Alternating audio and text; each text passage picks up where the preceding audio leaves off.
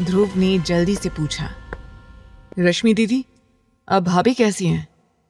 ध्रुव ने जैसे ही ये कहा कि भाभी कैसी हैं, रश्मि की आंखों में एक साथ कई सवाल आ गए। वो हैरानी से ध्रुव की ओर देखकर बोली, क्या कहा तुमने? कौन भाभी? ध्रुव जल्दी से एक्सप्लेन करते हुए बोला, वो हमारी आस्था भाभी हैं जिनका आप ट्रीटमेंट कर रही हैं। रश्मि बिल्कुल शॉक्ड थी। उसने मन ही मन सवाल किया, आखिर ये लड़की किसकी पत्नी हो सकती है और उसने किससे शादी की है? रश्मि कोई सवाल करती इसके पहले ही सुमित ने फिक्र भरी आवाज में पूछा, रश्मि बताओ ना, अब आस्था भाभी कैसी हैं? अब जैसे ही सुमित ने भी भाभी कहकर पुकारा, रश्मि का दिल अंदर ही अंदर टूटा हुआ महसूस होने लगा, क्योंकि अब सिर्फ आकाश ही बचा था जिसने आस्था को भाभी नहीं बोला था। और रश्मि को पूरा यकीन था कि अरमान तो कभी शादी करेगा ही नहीं, क्योंकि रश्मि अरमान के खड़ूस नेचर और उसके एरोगेंट बिहेवियर से अच्छी तरह से वाकिफ थी। उसे पता था कि कोई भी लड़की अरमान की जिंदगी में कभी आ ही नहीं सकती। रश्मि ने मन में कहा, अरमान ने शादी नहीं की है तो मतलब अंदर जो लड़की है वो आकाश की पत्नी है। इस सोच से ही रश्मि का दिल कांप गया। उसकी आंखों में आंसू आ गए। पांचों ने जैसे ही रश्मि की आंखों में आंसू देखे, वो हैरान होकर उसे देखने लगे। ध्रुव डरते हुए बड़बड़ाया, कहीं भाभी को कुछ हो तो नहीं गया?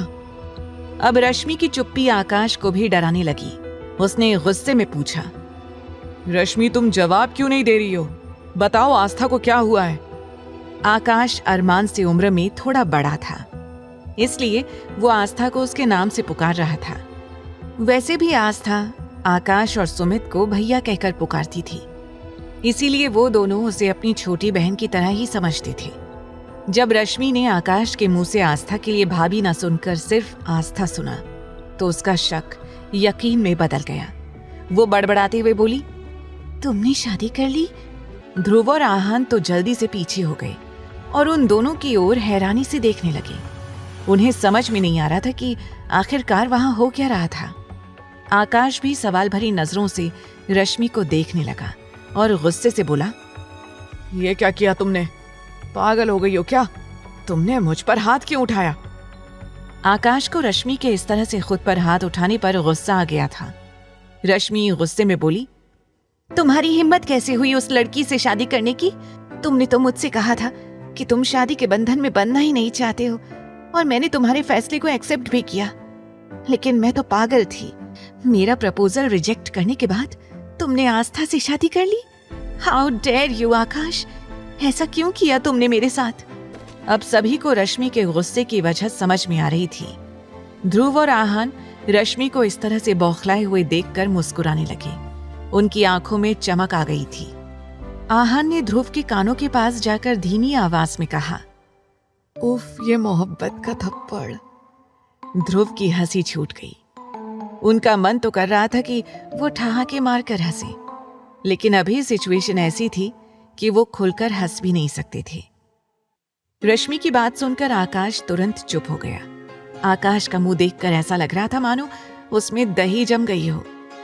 उसकी इतनी हिम्मत भी नहीं थी कि वो रश्मि को कोई जवाब दे सके, ये कह सके कि जो कुछ भी तुम कह रही हो, जो कुछ तुम सोच रही हो, सब गलत है। उसका आस्था से एक भाई जैसा रिश्ता है, वो उसकी बीवी नहीं है। तभी अरमान की सख्त आवाज गूंज उठी, she is my wife, Mrs Astha Armaan Singhania. Armaan की बात सुनकर रश्मि जैसे अपने होश में आई। अपने आप ही उसके हाथ आकाश के कॉलर से नीचे सरकने लगे और उसने जल्दी से अपने आंसुओं को पोंछा। वो अरमान की ओर कंफ्यूजन से देखने लगी। आगे की कहानी जानने के लिए देखें अगला एपिसोड सिर्फ पॉकेट एफएम के YouTube चैनल पर, और तेरे इश्क में के सारे एपिसोड्स को सुनने के लिए डिस्क्रिप्शन में दी लिंक से डाउनलोड करें पॉकेट एफएम ऐप।